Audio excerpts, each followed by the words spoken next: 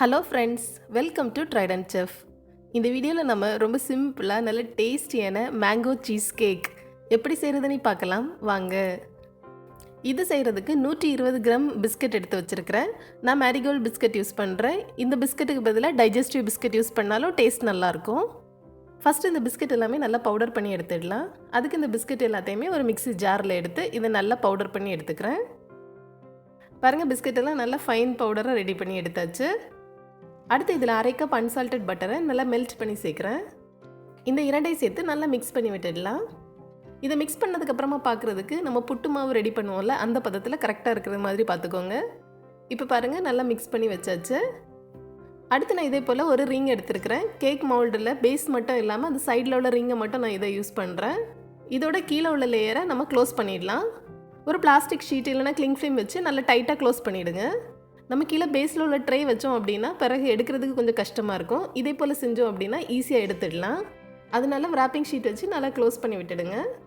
பாருங்கள், நல்லா திக்காக க்ளோஸ் பண்ணியாச்சு. இனி இதோட சைடில் வந்து நான் பிளாஸ்டிக் ஷீட் வைக்கிறேன். இந்த மாதிரி கெட்டியான பிளாஸ்டிக் ஷீட்டாக வைங்க. நான் இதில் OHP ஷீட் யூஸ் பண்ணியிருக்கிறேன். நம்ம இந்த ஷீட் வைக்கிறதுனால கேக் சைடில் ஒட்டாமல் நம்ம கேக்கை ஈஸியாக எடுத்துடலாம்.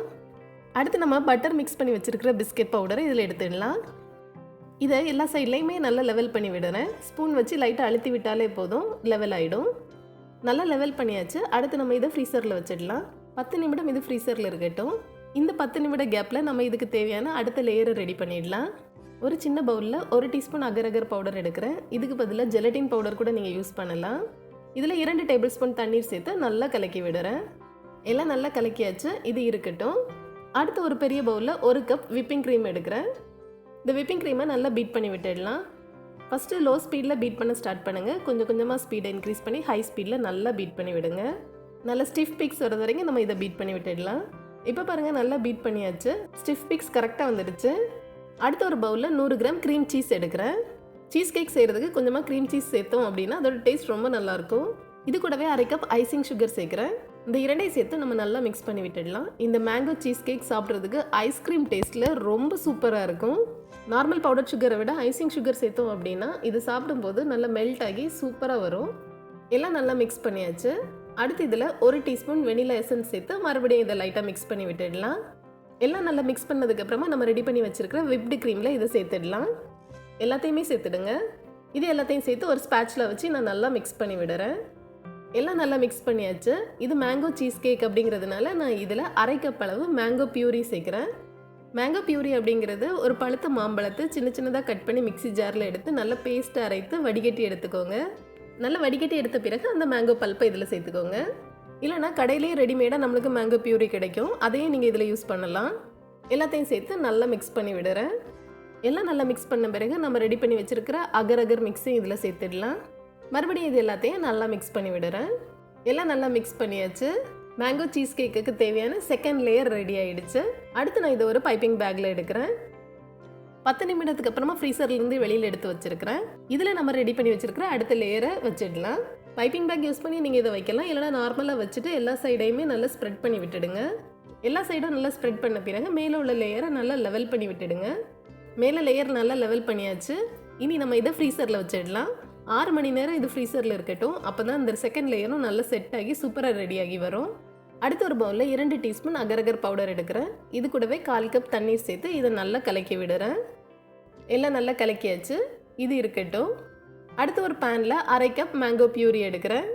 முன்ன சொன்னது போலவே தான் மாம்பழத்தை நல்லா பேஸ்ட் அரைத்து எடுத்து நல்லா அடிக்கட்டி இதில் சேர்த்துக்கோங்க. இது கூடவே 1/4 கப் தண்ணீர் சேர்த்து நல்லா மிக்ஸ் பண்ணி விடுறேன். எல்லாம் நல்லா மிக்ஸ் பண்ணியாச்சு. அடுத்து இதில் 2 டேபிள் ஸ்பூன் அளவு சர்க்கரை சேர்க்குறேன். இதை லைட்டாக மிக்ஸ் பண்ணி விடுறேன். இனி நம்ம இதை ஸ்டவ்வில் வச்சிடலாம். ஸ்டவ்வில் லோ ஃப்ளேமில் வச்சு 5 நிமிடம் இதை நல்லா மிக்ஸ் பண்ணி விடுறேன். ரொம்ப நேரம்லாம் வைக்க தேவையில்லை. நல்லா லோ ஃப்ளேமில் கொஞ்சம் நேரம் வச்சா போதும். 5 நிமிடம் ஆயிடுச்சு. சர்க்கரையெல்லாம் நல்லா மிக்ஸ் ஆகிடுச்சு. இனி நம்ம ஸ்டவ் ஆஃப் பண்ணிடலாம். இது லைட்டாக திக்காக இருக்கும். அடுத்து இதில் நம்ம ரெடி பண்ணி வச்சுருக்கிற அகர் அகரை சேர்த்துடலாம். ஸ்டவ் ஆஃப் பண்ணிவிட்டு இது சேர்த்துக்கோங்க. மறுபடியும் இதை நான் நல்லா மிக்ஸ் பண்ணி விடுறேன். எல்லாம் நல்லா மிக்ஸ் பண்ணியாச்சு. இனி நம்ம இதை வடிகட்டி எடுத்துடலாம். அதுக்கு ஒரு பவுலில் ஒரு ஃபில்டர் வச்சு நம்ம ரெடி பண்ணி வச்சுருக்கிறத வடிகட்டி எடுத்துடலாம். பாருங்கள், எல்லாமே நல்லா வடிகட்டி எடுத்தாச்சு. இது ரொம்ப சூடாக இல்லாமல் கொஞ்சம் சூடு குறைஞ்ச பிறகு நம்ம இதை கேக்கில் சேர்த்துடலாம். 6 மணி நேரத்துக்கு அப்புறமா ஃப்ரீசர்லேருந்து இதை எடுத்து வச்சுருக்கிறேன். இதில் நம்ம ரெடி பண்ணி வச்சுருக்கிற கடைசி லேயர் மேங்கோ ஜூஸையும் சேர்த்துடலாம். ரொம்ப ஆறிடாம மீடியம் ஹீட்டில் இருக்க நேரமே இதில் சேர்த்துக்கோங்க. ரொம்ப ஆறிடுச்சு அப்படின்னா அது கொஞ்சம் கெட்டியாக ஸ்டார்ட் ஆகிடும். எல்லாமே இதில் சேர்த்தாச்சு. மறுபடியும் நம்ம இதை 6 மணி நேரம் ஃப்ரிட்ஜில் வச்சிடலாம். 6 மணி நேரத்துக்கு அப்புறமா பாருங்கள், சூப்பராக கேக் ரெடி ஆகிடுச்சு. ஃபஸ்ட் நம்ம இந்த கீழே உள்ள wrapping எல்லாத்தையுமே எடுத்துடலாம். அடுத்து இந்த கேக் மோல்டையும் எடுத்துடலாம். அடுத்து நம்ம இந்த கேக்கை ஒரு பிளேட்டில் வச்சுட்டு இந்த சைடில் உள்ள ஷீட்டையும் எடுத்துடலாம். பாருங்கள், இந்த ஷீட் எடுக்கிறதுக்கு ரொம்ப ஈஸியாக வருது. இனி இதுக்கு மேலே உங்களுக்கு விருப்பமான டிசைனை டெக்கரேட் பண்ணிக்கோங்க. இல்லைன்னா நீங்கள் அப்படியே கட் பண்ணி சாப்பிட்டுடலாம். இந்த கேக் எப்போவுமே நீங்கள் ஃப்ரீசர்லேயே ஸ்டோர் பண்ணி வச்சுக்கோங்க, இல்லைனா இது மெல்ட் ஆகிடும். இந்த கேக் நம்ம சாப்பிட்றதுக்கு ஐஸ்கிரீம் டேஸ்ட்டில் ரொம்ப நல்லாயிருக்கும். இந்த கேக்கை நம்ம ரொம்ப ஈஸியாக ரெடி பண்ணிடலாம். செட் ஆகிறதுக்கு மட்டும்தான் கொஞ்சம் டைம் ஆகும். மற்றபடி அதோட இன்க்ரீடியன்ஸ் இதை ரெடி பண்ணுறதெல்லாம் ரொம்ப ஈஸி தான். கட் பண்ணதுக்கு அப்புறமா பாருங்கள், மேங்கோ சீஸ் கேக் லேயர் பாருங்கள் ரொம்ப சூப்பராக வந்திருக்குது. ஃபஸ்ட்டு கீழே உள்ள பிஸ்கட் லேயர், நடுவில் க்ரீம் சீஸ் லேயர், மேலே நம்ம ரெடி பண்ண மேங்கோ ஜூஸ் லேயர் ரொம்ப சூப்பராக ரெடி ஆகிடுச்சு. அவ்வளோதான், ரொம்ப சிம்பிளாக நல்ல டேஸ்டியான மேங்கோ சீஸ் கேக் ரெடி ஆகிடுச்சு. கண்டிப்பாக நீங்களே இதை ட்ரை பண்ணி பாருங்கள். மீண்டும் ஒரு சுவையான ரெசிபியோடு விரைவில் சந்திப்போம். தேங்க்ஸ் ஃபார் வாட்சிங்.